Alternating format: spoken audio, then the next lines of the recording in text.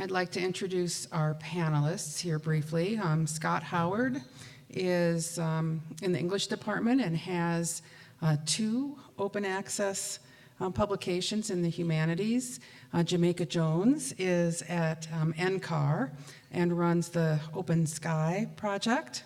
And Don McCubbrey in Daniels College of Business will be talking about open educational resources. When we are finished with this panel, I would like to invite everyone out into the gallery for the next break. And again, after the table setups are done for lunch, we'll come back in, and please return to your same tables. Thank you.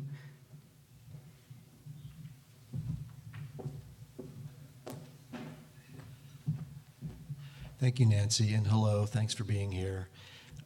It's a delight, a real delight to have this opportunity to present to you today on these 2 electronic open access journals that I started developing 5 years ago.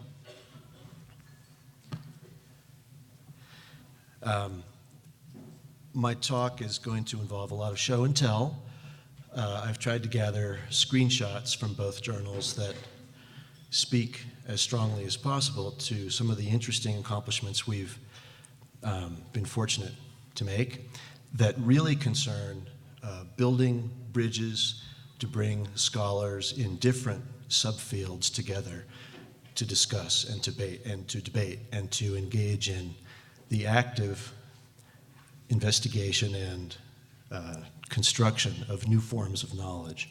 So I have a lot that I could talk about, and I found Heather's presentation very engaging, especially her notion of the scholarly ecosystem, including the status quo, by the way. I would suggest that the status quo itself is also an ecosystem composed of lots of dynamic factors that are always changing, even if we might not think of the status quo in that fashion. I have a lot that I could talk about. I'm going to have to focus and address different choices along the way. There's so much to talk about because one of the big discoveries I've made is that by launching these 2 journals, I didn't really realize what I was getting myself into, of course, 5 years ago. But what has happened is that these 2 journals have provided opportunities for me to become an active mover and shaker all the way from the top down in terms of producing new forms of knowledge, having to figure out access and distribution, making positive contributions to the successful tenure and promotion cases of the authors whose works we've published, et cetera, et cetera. The list goes on, because once you give yourself permission to step into this new environment, the digital world, you really do. You reach a large and diversified audience. So it's been very exciting. 5 years ago, I was talking with one of my colleagues who's here, Rafael Fajardo, when this crazy idea came to me. 5 years ago, I was looking to the future. I was imagining new paths and trajectories for my work, looking ahead. How would I, what projects could I imagine for myself? How would I like to move my teaching and my scholarship forward? What was my audience? What specific topics was I interested in exploring and developing? And then it really just came to me, one of these crazy ideas. What if I teach myself how to use open access, free electronic platforms, such as a blog, for example? What if I teach myself how to use a platform such as Blogger and specifically design that platform to deliver 2 electronic journals that target the subject fields in which I've been developing my professional work since my master's program? What if? It was a big, crazy idea, but it was very exciting because right away I realized this is a fantastic opportunity to begin integrating all the various elements of my work over the years. I've been developing my work along the lines of a few different related fields in my primary discipline, which is literary studies. I've been working in the fields of postmodern American poetry and poetics, and also Renaissance and early modern literary studies and cultural studies, and also critical theory. And my interest was really to integrate that body of work in terms of where I'd been coming from. But more to the point, my primary concern was to reach all these different audiences that I knew existed. How could I bring scholars and creative artists and educators together with a focused purpose of developing new forms of inquiry and knowledge production and knowledge sharing? So I'm here today, 5 years later, to tell you about these two journals. The first is titled Reconfigurations, which is the journal that taps into the community of poets, creative writers, scholars, and literary and cultural studies experts. The second journal, which I'll get to in a minute, is called Appositions, and that's the journal that targets the field of Renaissance and early modern literary and cultural studies. Both very different audiences with very different concerns, very different aims and objectives, and very different apprehensions about getting involved in a digital environment that is open access. This is a glimpse of the homepage for Reconfigurations, the Poetics Journal. And here are a few of our defining characteristics. You can't see quite everything here, I apologize for that, but I'll run down the list of defining features. Excuse me. So the title for this journal, published on Blogger, open access and free, is Reconfigurations, a journal for poetics and poetry, literature and culture. This is an electronic, peer-reviewed international annual journal for poetics and poetry, creative and scholarly writing, innovative and traditional concerns with literary arts and cultural studies. Right away, in those keywords, I'm signaling the specific audiences that we are reaching and trying to bring together. This journal is Library of Congress and ISSN registered, so it's a real electronic animal. This is an open access and independently managed journal. It is free, no cost involved, freely available. We have an international editorial board of 15 members currently. The journal is MLA indexed, and we also have an EBSCO distribution contract, which was a huge surprise. I did not go knocking on EBSCO's door for this. They came and found me and asked if we would be willing to sign a distribution contract. And right away, of course, this was very exciting, but right away it seemed how strange. Here we have EBSCO, one of the major global distributors of scholarship and information, for profit, approaching us, this very small, independent, free, published on Blogger, electronic journal. And of course, great opportunity. So our journal is now available through EBSCO for free, bundled along with other EBSCO products that are sold globally to libraries. We publish with a Creative Commons 3.0 license, which is essentially a share and share alike equal access, open access policy. We have to date produced 3 volumes. We publish annually during the month of November, and each of our volumes has a theme. Volume 1, 2007, our theme was contingency. The following year, the theme was process, fields of signification. The following year, as you can see, the theme was imminence. This year, our theme is emergence, and I imagine that our theme for Volume 5 might be something like disappearance. Because I do have to take into consideration what kind of a plan we have for sustainability. The Blogger platform has been very useful, but it has its limitations. And right away, I had to make a decision about what kind of a commitment to make. And I've come to terms with thinking of this as a 5-year project. We will proceed along the same lines with our standard platform for the first 5 years, and then we'll take stock of what we've accomplished. So I think disappearance might be a good theme for Volume 5 when we make a transition. This is just a shot of the footer the very bottom of the page that appears with any document that we publish. To date, we've received, as of yesterday, actually, 212, a little bit over 212,000 visits. That's over our 4 years' worth of development.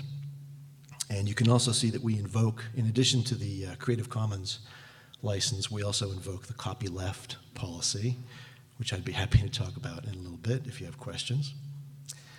And now I'm just going to continue with the show and tell to highlight a few of our accomplishments, again, which are specifically about communication and how the communication among these very differentiated professionals, how that communication is not just, about talk.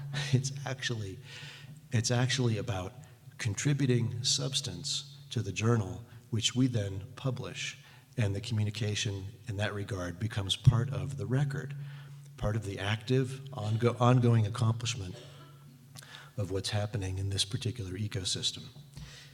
In Volume 1, this is an example of my attempt to tap into an immediate conversation that was happening in a listserv that I belong to, which is sponsored by the University of Buffalo Poetics Program. It's a big listserv. It has hundreds and hundreds of members.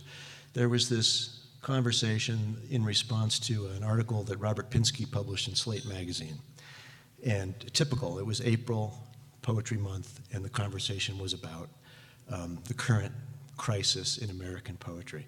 And so there was this dynamic conversation happening, and I was watching it, and I was reading Pinsky's essay, and I thought to myself, wow, what an interesting opportunity. What if we tried to tap into this and then bring part of this conversation into reconfigurations to make it a special feature in Volume 1? So I contacted a number of the more vociferous contributors to that listserv discussion, and I invited them to get involved in an ongoing debate that we would sponsor. And I had a positive response. That was nice. And then I had to figure out how to handle this. So I decided to build a wiki using Peanut Butter Wiki, which is available for free on the web. I built the wiki, invited these contributors to join together, continue the conversation basically in a playground that we had created for them, an environment where they could discuss. And they did. The conversation continued for a while, and then after a certain time, I gathered it, brought it back to the journal, produced some light editing for the material, and then we published it as a special feature in Volume 1. Likewise, in Volume 2, we put together a similar effort, also by way of a wiki that we designed and launched. This was a conversation that concerned current debates in the field, specifically of electronic publishing, and I invited a few editors who were and still are in the business of editing and producing electronic journals in the field of contemporary creative writing and poetry. I invited them to come together and have a conversation in response to a few prompting questions. For example, how do you see your own projects contributing to the larger field of electronic publishing? How do you handle simultaneous submissions? Who are and who are not your audiences, for example? And they came together, had a conversation on the wiki, which was really interesting. Here's just a sample from part of that conversation.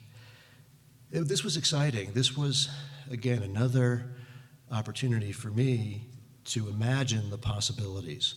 How can we build bridges to bring these people together? How can we build a platform that works for them, that we can also then bring back to the journal and fold into the peer review process for what we publish? And this, I should also mention that this wiki exists outside of the journal platform. These are, in both cases, these are wikis that I built through Peanut Butter Wiki, which exists out here someplace. So we've published the material connected to the journal, but the conversations unfolded on a different platform. Isn't that interesting? I don't know how EBSCO handles that, for example, but I'm not worried because, for example, what we contribute to EBSCO appears in a certain representation. It appears in a certain form that EBSCO can manage and then distribute. but we need to have reasons to bring our readers back to the journal site itself, where we have this more ongoing electronic and dynamic environment. And that's a good example. In order to get back to the wiki or the ongoing conversation, we have reasons to bring our audience back to the journal site itself. Another example from the recent volume of Reconfigurations, we put together a curated collection of contributions from scholars all about the question of the current politics of book reviews in the field of contemporary writing. Jared Schickling guest edited that, and the contributions were very interesting and terrific to receive. Both of these journals, for example, are, as I've said, open access, and you can find them. You can do a Google search, if you want to, for Reconfigurations or Appositions, and the hits will appear pretty much toward the top. We get good visibility. Just an example here of some of the comments that we've received at the journal at Reconfigurations, which are moderated by yours truly, because I am the hub for these projects. These are peer-reviewed, I have an editorial board, but everything comes through me. And I make decisions about whether or not to publish any comments that we do receive. You'll see up there, you'll see that there was a comment that came in that I published, and then a couple of days after allowing it to appear, I decided to take it down because it was a somewhat grumpy, angry comment in response to something that we had published. It was in response to an interview published in Volume 1. So I removed it after receiving an email from one of our readers who suggested that maybe it would be good to take it down. So I did, but I also decided to leave this visible trace of that erasure as part of the record, because again, it's all about creating open access, and in this case, the fact that a comment was submitted and then removed, I think, is an important part of the record to represent. Moving right along, this is the second of the two journals. This is Appositions, which is all about studies in Renaissance, early modern literature and culture, very different audience, very different type of content, especially since this journal has a twofold approach. This journal first emerges during the month of February and March as the place where we host an electronic conference. And then in May, we publish a volume of the journal itself. So it's a two-step approach. And the reason that I put that together is because, again, we're tapping into a specific audience in which the conference activity is central to what happens in the field, how scholars come together and do what they need to do to produce new knowledge. This journal is also ISSN registered, open access. We have a 17-person editorial board, international scope. We also publish with a Creative Commons license, but we do not invoke the copyleft policy as I do with the other journal, because again, it's an audience question. I'm going to move ahead. Excuse me for jumping ahead, but my time is limited. Here's an interesting example of a scholarly exchange that we were fortunate enough to be able to facilitate. A scholar published an article with us on a Yiddish, post-Holocaust Yiddish translation of King Lear, which is fascinating in and of itself. The article drew a number of comments, one of which was from a scholar who had a point of disagreement with our author. And this scholar, first of all, wrote to me to ask, would we be willing to publish a long essay in response to the journal article? And my initial response was, no, we can't do that. We've already produced the whole volume. But if you would like to, you could submit your article and we would put it through our standard peer review process for next year. That wasn't a satisfactory answer for this person who really had an urgent concern to respond. So then we negotiated the outcome that you can see here. I agreed that we would publish a comment, and I invited this person to visit the article and then publish a comment in response, which I then moderated. This person also published on his own university website the full-length essay. And if you can see above, there's a URL that was included in his comment. I chose not to make the URL live. It's not a hyperlink, not clickable. So in that respect, I had to choose what kind of access we would provide to this longer concern of his.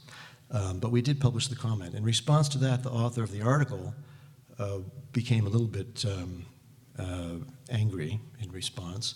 But again, in a good way. This is all about serious differences of opinion about facts and evidence. So our author wrote back to me to respond to this commentator, and I facilitated that response over email and then posted it as a comment. But I left off point number 4, which seemed to me a little bit extreme. And I asked the author to then refine point number 4, which she did, and then followed up in another email. So you can see the exchange back and forth. And in each instance, it was so interesting. In each instance, I had decisions to make about what kind of access to provide and what kind of a record we wanted to build in order to make the record substantive for the community that we're reaching. So I'm happy about the outcome in this case. Here's just another example from appositions of some of the comments we've received over the years. My final slide, the color scale doesn't translate too well here, sorry, but if anyone here has experimented with Google Analytics, you know that analytics gives you the capacity to receive so much more information than you'd ever care to really have about an open access platform. And this last slide shows you that over the last 3 months, for example, at reconfigurations, we have received a little bit over 8,000 visits over the past 3 months from 81 countries. So we really do have a global audience. We have generated all kinds of new work, and we've made connections among scholars in all these different audiences and fields that we've tried to reach, and it has been very exciting. Thanks very much for being here. I always do get off to a good start with these things. Starting with a party foul, I will introduce myself as Jamaica Jones. I am the Special Projects Librarian at the National Center for Atmospheric Research, and I am bringing up my slideshow. Here we go. Okay, there we go. And I'm really pleased to be here. Thank you for the invitation. Also pleased to have the opportunity to contribute to this panel because I think it's really well set up in terms of the scholarly communication ecosystem. We have somebody representing open access journals, somebody representing open educational resources, and I'm here to talk to you about about Open Sky, which is the institutional repository that I helped to develop at NCAR and recently launched about a month ago. So I have my notes, and we will get started. There we go. Okay, so this is an overview of what I'll be talking about in my few moments up here today. I'm going to give you just kind of the basics on UCAR and NCAR, sort of the dry particulars, but it's important to lay kind of the groundwork so that you understand the landscape in which we're working. You never know the background of the audience that you're walking into sometimes, so I thought that I would provide a couple basics on open access for those of you who are unfamiliar. I might just gloss right over that because it seems like a pretty savvy crowd. I want to talk about Open Sky, which is the institutional repository that I mentioned, and lead into some open access initiatives at UCAR, and then spend a couple minutes talking about what it could mean for you. So, UCAR and NCAR, that's our flagship lab up on the Mesa. This was designed by the architect I.M. Pei, and this is the building we're known for. We being the National Center for Atmospheric Research, which is managed by the University Corporation for Atmospheric Research, which is sponsored by the NSF. So that's how it works. If you wanted to follow the money up or down, depending on your perspective, that's how it goes. So UCAR is a consortium of 146 member affiliate and international affiliate universities, and it was established to support collaboration across the atmospheric and geoscience community.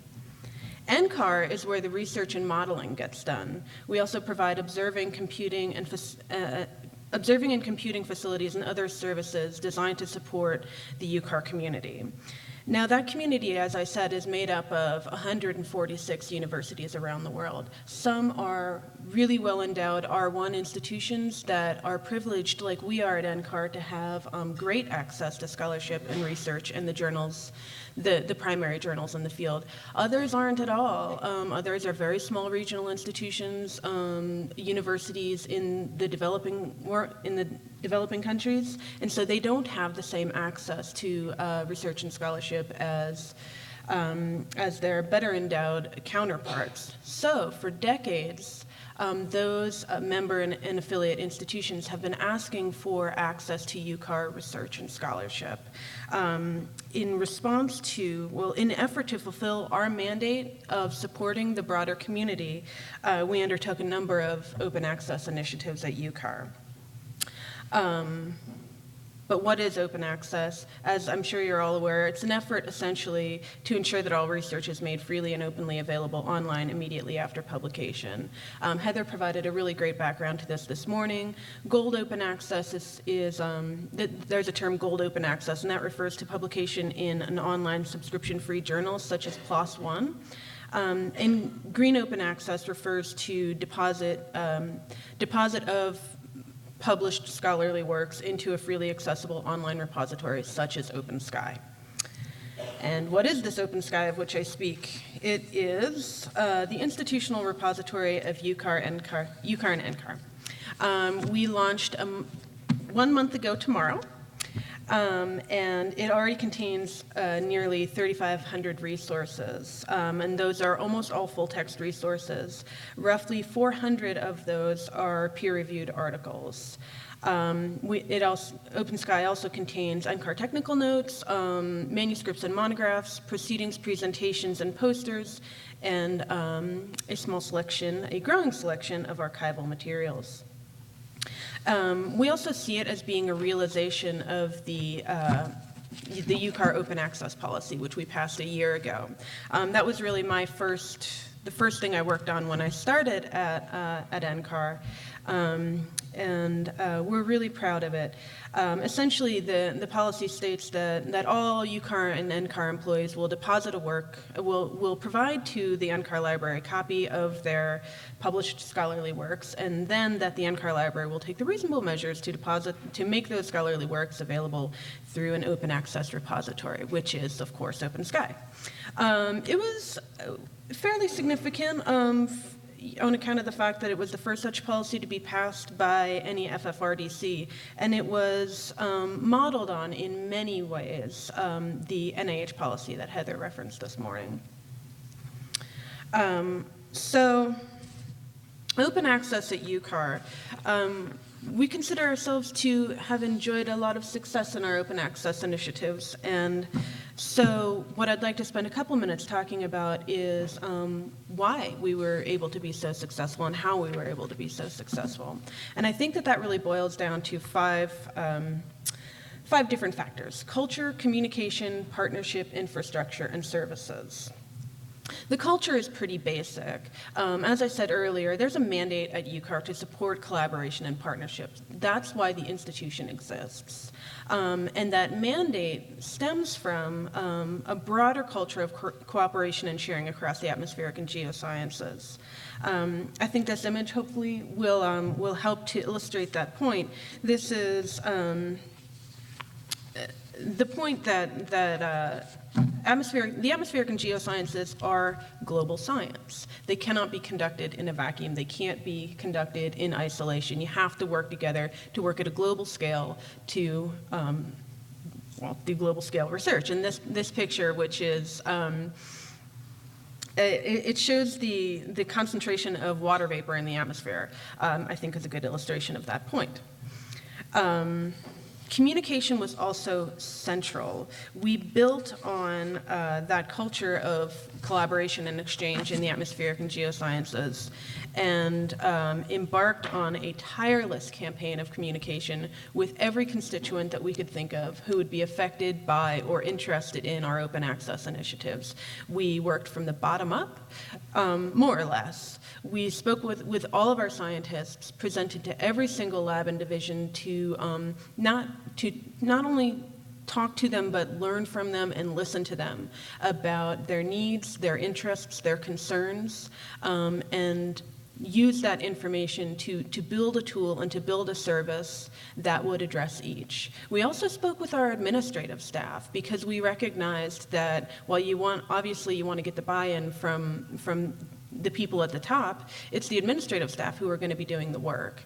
So we met with the administrative staff of all the labs and divisions and made sure that they were comfortable with it and that the actual functional tool, the deposit device into OpenSky, met their needs as well. We then brought all this information, everything that we've learned to the UCAR governance and to our funders, the NSF. We received approval at every stage, and off we went. Now, communication, I think, naturally leads to partnership.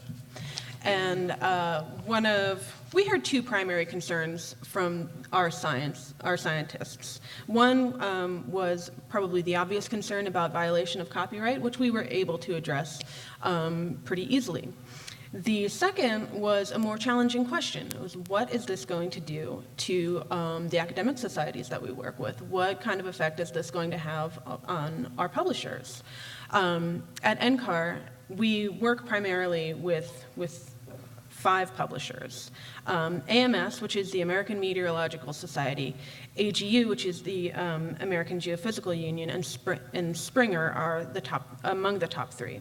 And so what we did after hearing these concerns over and over and over from our scientists was we reached out to AMS, AGU, and Springer, and we engaged them in a partnership. We agreed to work together moving forward into this bold new future in scholarly communication and work towards, to every extent possible, resolutions that would be mutually beneficial. And this has been one of the most rewarding and profitable aspects of my work, I think of our work at NCAR in scholarly communication. As a result of these partnerships, AMS reduced their deposit embargo from 5 years, which is extraordinary, to 6 months.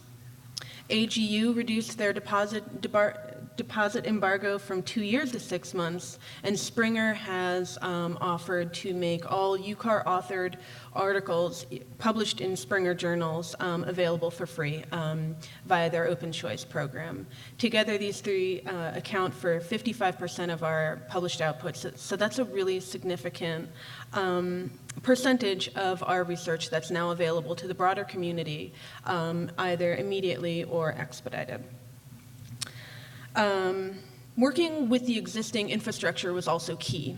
I think this might seem like a boring point. Infrastructure is never terribly exciting, but this is actually, I think that this was essential. We integrated deposit with our existing annual reporting workflows. So it's something that people had to do anyways. Every year they have to report on all the publications in their divisions. We built a tool that supported them in that effort. And, oh, by the way, also asked for a full-text PDF to be deposited. So that's worked out very well. And we also provide services. I mean, OpenSky is an institutional repository, but I think of it as a suite of services, and I think that it's actually important to think of it that way. We provide a lot of information regarding authors' rights. Sherpa Romeo is a database compiled, is it the University of Southampton? Pardon me? Nottingham, okay, thank you. And they've cataloged the policies of over 700 publishers. And combining that with an extensive database that one of your students has put together for us over last summer, we provide information regarding the policies of all of the major publishers and journals that we work with. We also ensure embargo control at the individual resource level. So So if one deposited resource has an embargo of 6 months, and the other can be made available immediately, we can manage those things on an individual level, thereby sort of assuaging our scientists' concerns about violation of copyright. We also provide web services so that authors and departments can create updated CVs and departmental bibliographies. By sticking a little bit of code into their website, they can automatically port in the citations that they want, thereby keeping their CVs updated.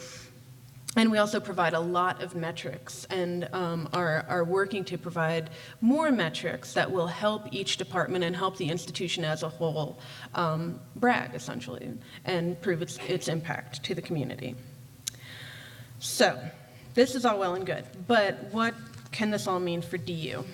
I think first off, heightened visibility and impact. Heather spoke this morning about new opportunities for advancing and heralding scholarship.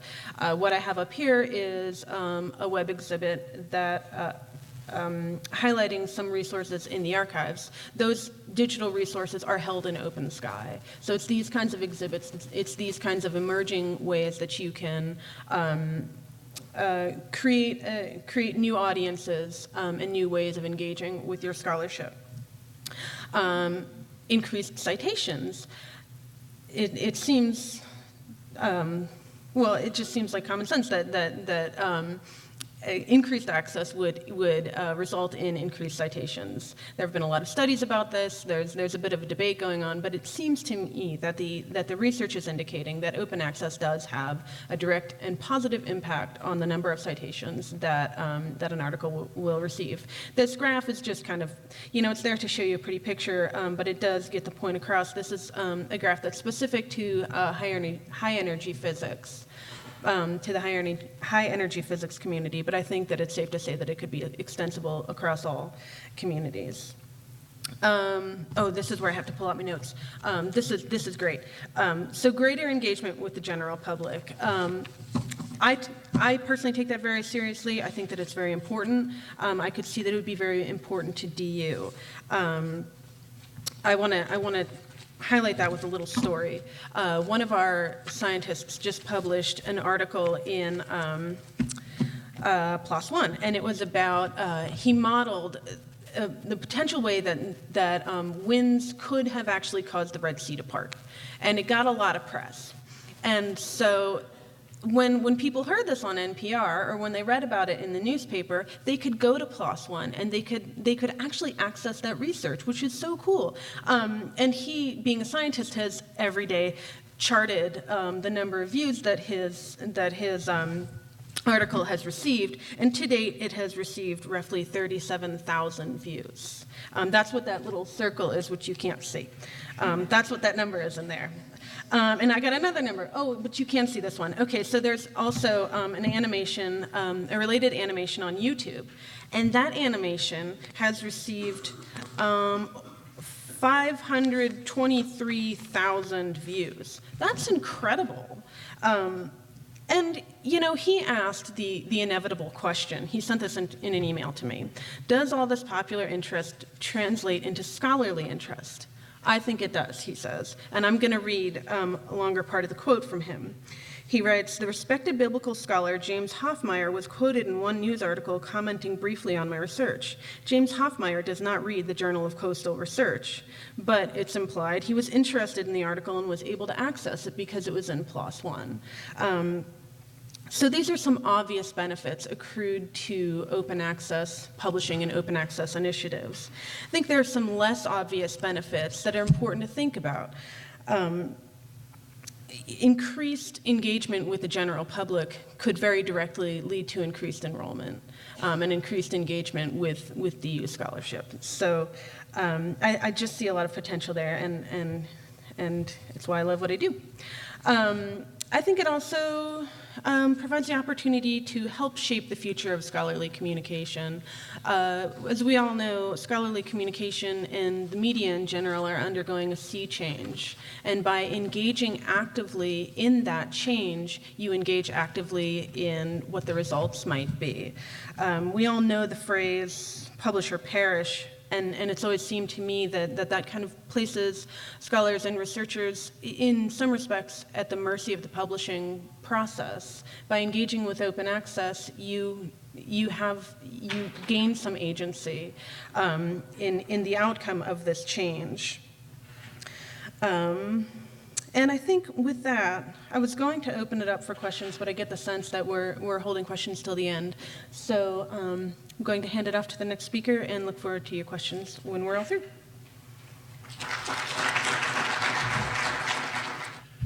Amazing, I did it. I teach information systems, but I'm a McCubbrey, not a mechanic, so I never know how these things are going to work. I'd like to tell you a little bit about a project that I've been involved in for about three years now, called Global Text. And to put it in perspective, when you look at the open movement, you really look at three things: open source, Linux, open access, what we've been talking about this morning, and open content. And open content refers to this term that you've heard, open educational resources, which says that with the internet, we have new ways to not only create content, but importantly, to distribute it in ways that we didn't have before. This project was started, it's an inter-university project, and it was started in collaboration with a colleague of mine, Rick Watson, who's a chaired professor at the Terry College of Business at the University of Georgia. And Rick and I have known each other for a while, and we met at a conference, as we always do, and we were having breakfast, I think.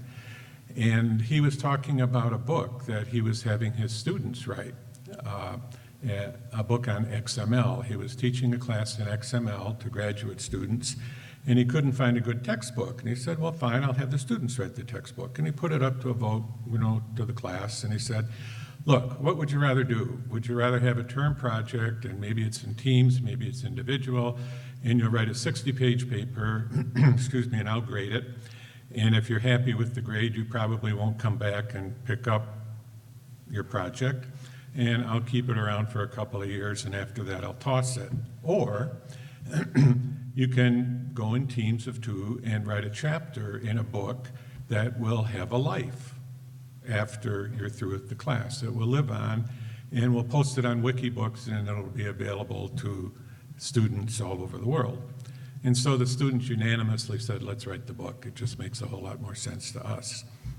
At about the same time, a colleague of mine at Daniels and I, excuse me, wrote a small paper for a very small conference in Germany called Teaching Without a Textbook. And simply, this was putting together a syllabus, and instead of having the textbook drive the course, we had readings that were freely available on the internet. Oftentimes there were readings from the databases that are available through Penrose, and other times they were available through professional journals and other places, and open access journals as well on the internet. Excuse me. So our next conference this particular conference was in Las Vegas.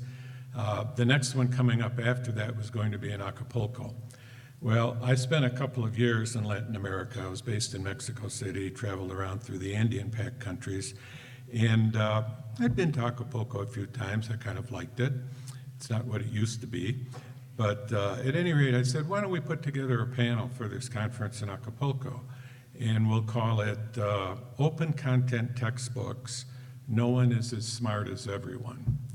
And what we'll do is get our colleagues excited about the idea of doing things more broadly than what it was that you did with your class.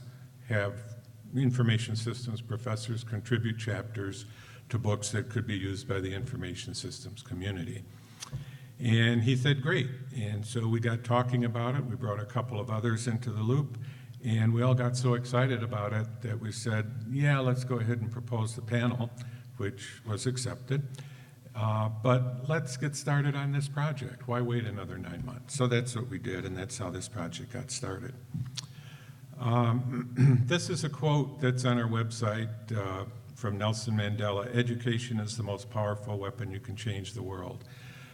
As I'll tell you, we decided to focus this project on developing economies because, as I'll show you in the next couple of slides, this is where the problem is most acute.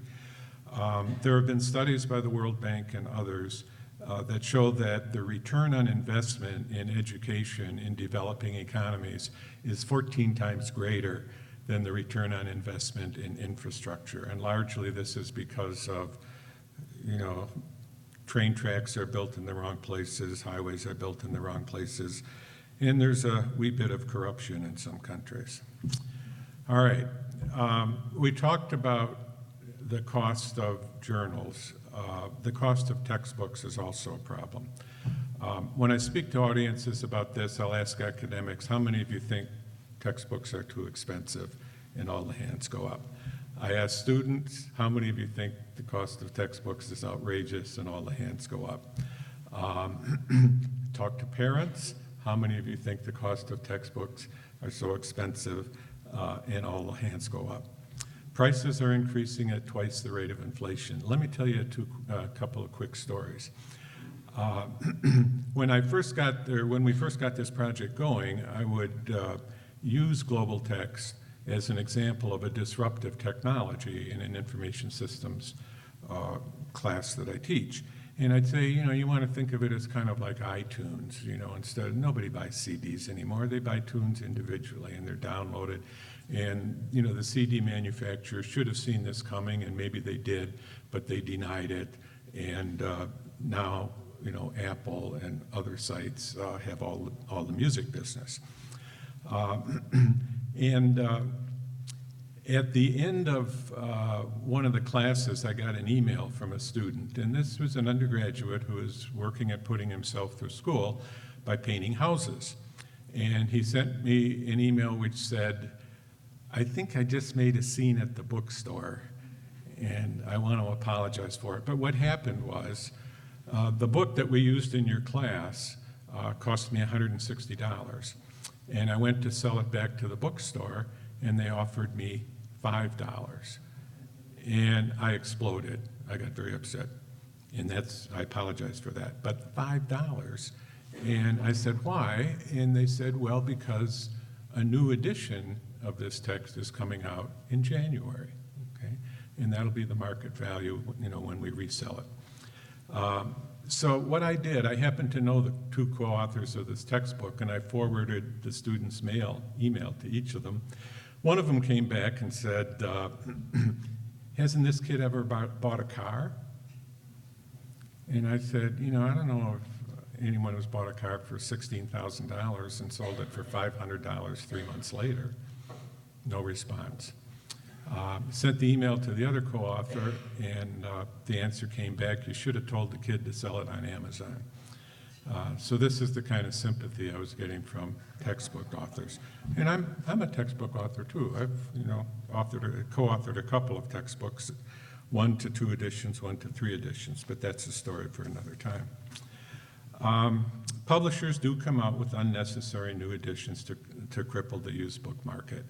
The first textbook I co-authored with a former colleague from Accenture, and it was a good book. It was great, and it was a lot of work. And so we were all done, we gave a big sigh of relief, and the editor said, okay guys, time to get ready on the second edition. And we were complete novices at this. And we said, why? And she said, well, if you don't have a second edition, students will buy used books, and if students buy used books, we won't sell any new books, and therefore we won't make any money, and that's not a good thing. So we said, all right, so we wrote a second edition, but hold it there. Often you can't buy unbundled versions, although these textbook transparency laws, which you may be familiar with, have corrected that. International editions typically cost 50% of the US edition, They're almost, well, they are identical to the US edition, except they're paperback, not hardcover. I'm sure some of your students, I know many of mine, have bought international editions to use in the classroom rather than the US edition.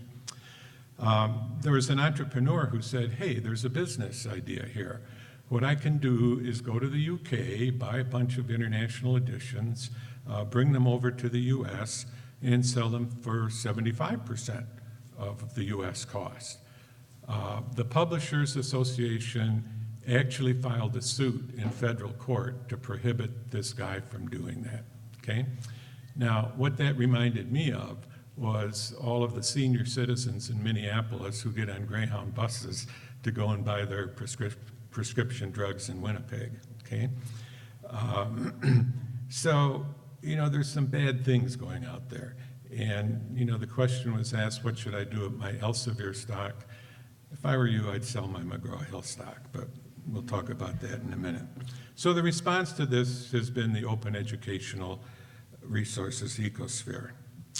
But looking at it from an international perspective, a $150 textbook in the US will cost $75 in sub-Saharan Africa, and $75 might be 10% of a family's income.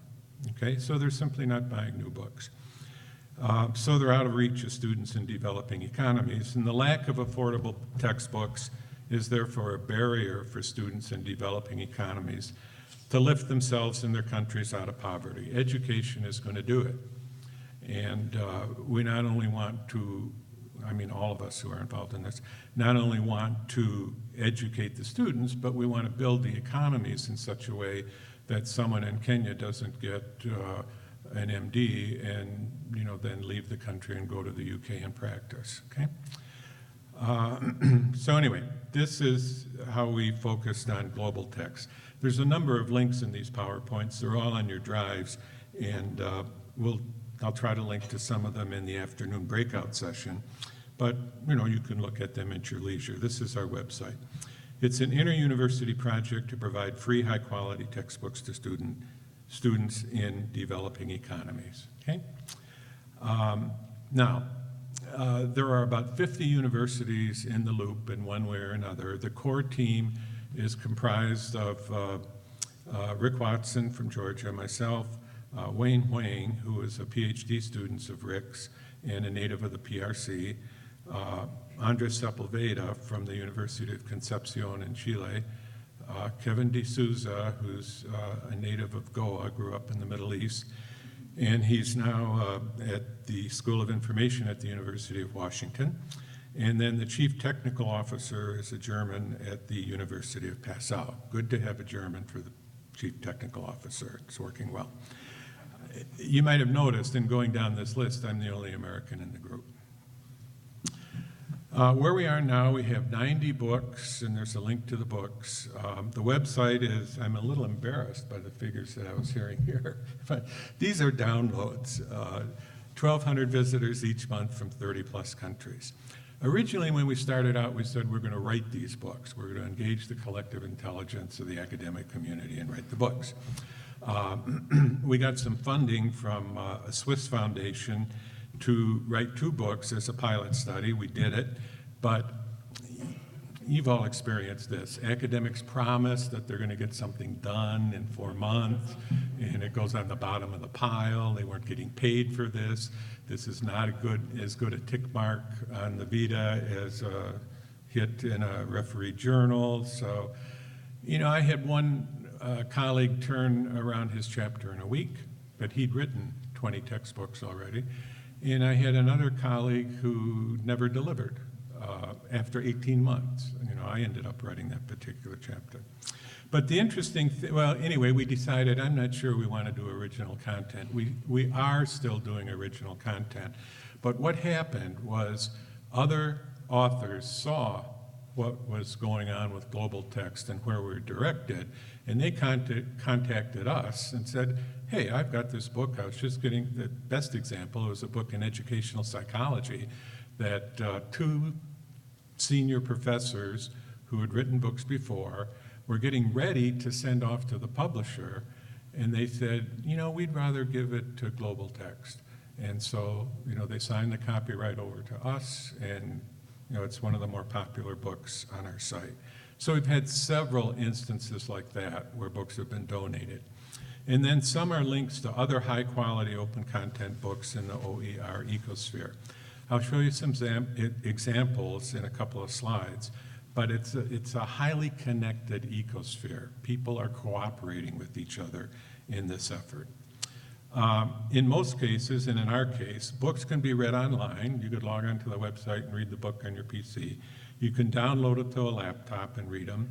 You can print them, like many other OER sites. We have a cooperative arrangement with Lulu Press, so if a student wants to buy a print copy of the book so they can highlight and write in the margins, Lulu will charge them, let's say for our information systems book, about $12 and another $3 or $4 for UPS. Or you can read them on e-media. We got some Sony e-readers donated a couple of years ago. We tried them out in the classroom. And now, of course, along with the iPad, there's about 25 other tablets, and this is another way to deliver the content. Importantly, because this is an international venture, users are encouraged to modify books to suit local circumstances. Most textbooks are US-centric.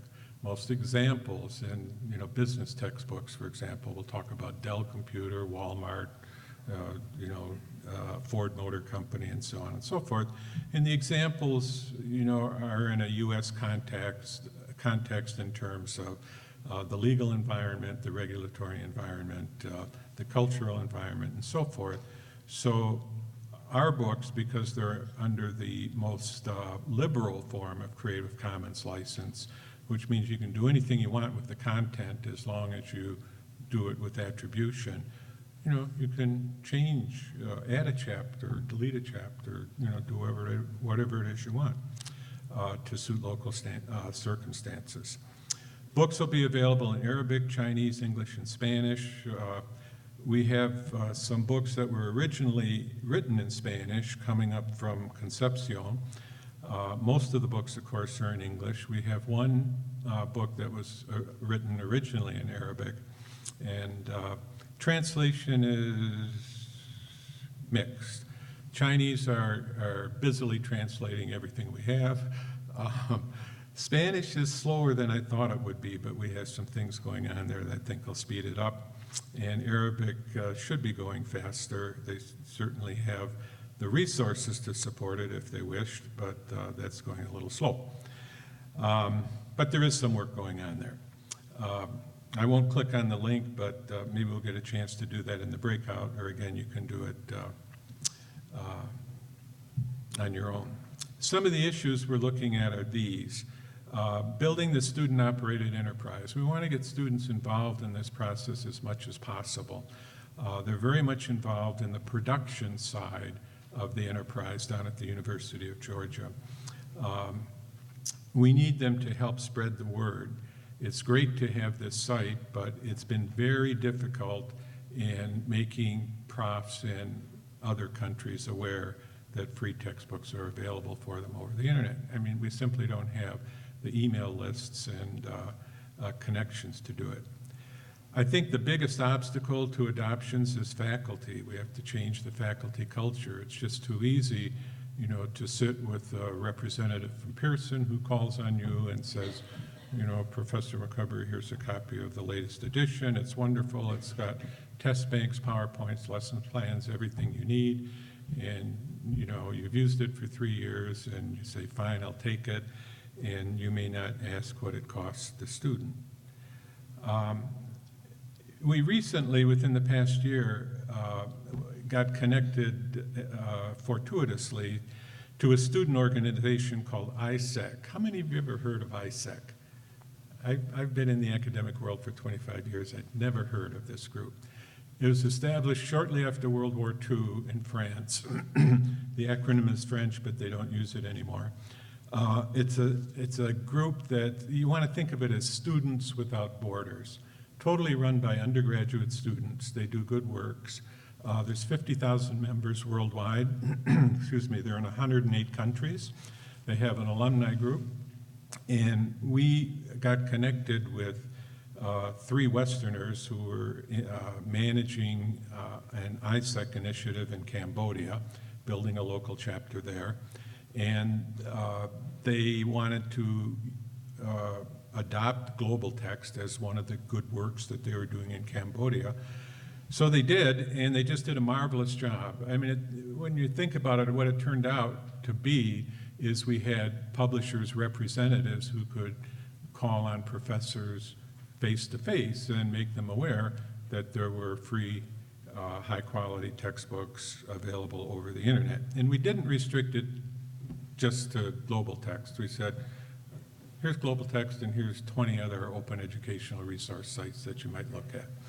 Very successful. They prepared a template of how to do this in other countries. We want to go next to 3 countries, to 9 countries, to 27, and so forth, and use ISEC to spread the word around the world. Sustainability and funding is an issue, but I think we'll figure it out. We don't need that much. The Jacobs Foundation, which funded us initially, changed their orientation and are focusing more on K through 12. I should have mentioned, I think, or maybe I did, that we're focused on university students. Finally, I think there's a social entrepreneurship idea nugget in here that would help. One of the obstacles to faculty adoption in a country like Nigeria, for example, is the profs are underpaid. They might have 300 students in a typical classroom. They might be teaching lots of classes. So what they will do is write a textbook or a study guide or something like that and sell it to the students for $2 or $3 and supplement their income. Well, they don't like free textbooks. So, somewhere there's an angle that we just haven't focused on that, would overcome that, give them some monetary incentive to adopt the books, but still make it a better deal for the students. And we just haven't focused on it. Here are some of the related initiatives, and this is by no means all of them. The first one is a student action group.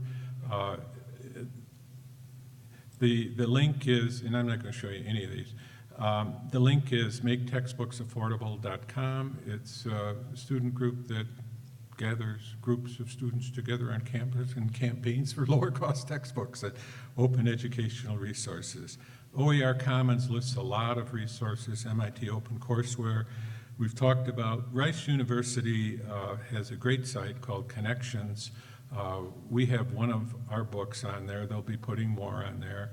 And it's just an example of the cross-linkages that we're doing. Academic Earth had a conversation with Apple 2 weeks ago. They want to add global textbooks to iTunes U.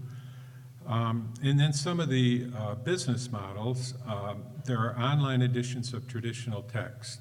If a book costs $180, you might be able to get the online edition for $90, but it disappears at the end of the semester. Textbook rental sites, you can rent a $160 textbook for $60, return it in good condition. Low cost or free text, if you get a free text from some of these sites, it'll contain advertisements. If you want a text with no advertisements, it might cost $15. And then, of course, the e-readers, the iPads, and their relatives that I really think in less than 5 years, the only cost for students for 4 years of a university education will be the cost of their iPad, okay, or tablet. I mean, that's where it's possible that this can go. So, that's global text and a little bit of the OER ecosphere. And our slogan, instead of nobody as smart as everyone, it's engaging many for the benefit of many more. Thank you. Presentations all. We have a few minutes for questions. Yes? It's interesting, all the benefits of the digital stuff. But earlier this week, the Chronicle of Higher Education published an article that, based on a survey suggesting that 76% of students prefer printed matter, not digital matter. So I'm wondering, what is your experience with the student reaction? Yeah, I think I saw that too. And I think what you really want to think about when you think of open educational resources is the internet is another distribution method. And, you know, when you download something from the internet, you can read it as an ebook, or you can print it. So if students prefer printed books, print them. Okay? They're still a whole lot cheaper. When we did this little experiment with the Sony e-readers, we got student reactions, and now this is a first-generation Sony e-reader. The biggest, two big reasons the student didn't like the reader. A lot of them liked it. I'd say about half of them liked it. Partly because the book was free, but you know they just enjoyed the new technology too. But the two reasons students didn't like it, they said, if all of my books were on this device, it would be easier. Okay. And secondly, I can't highlight, I can't make marginal notes. And you know those issues are overcome with the latest generation. But if they don't like ebooks, print them.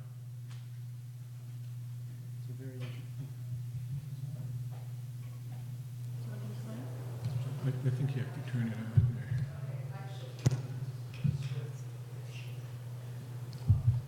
It's on the top.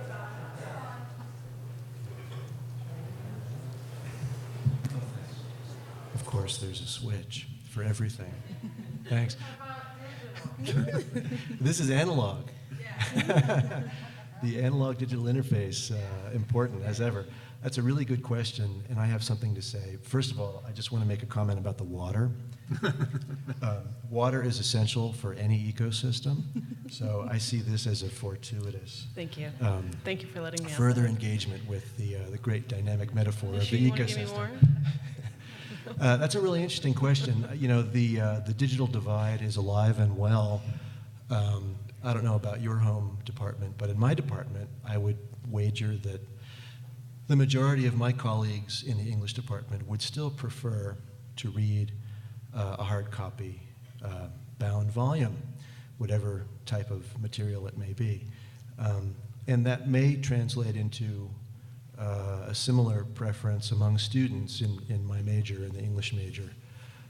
But I would agree with the comments that have already been put on the table. In the case of the journals, the two journals that I am publishing, any of our readers has the open opportunity to copy the text and put it into any kind of a word processing format and then print it. We are very friendly with that kind of engagement.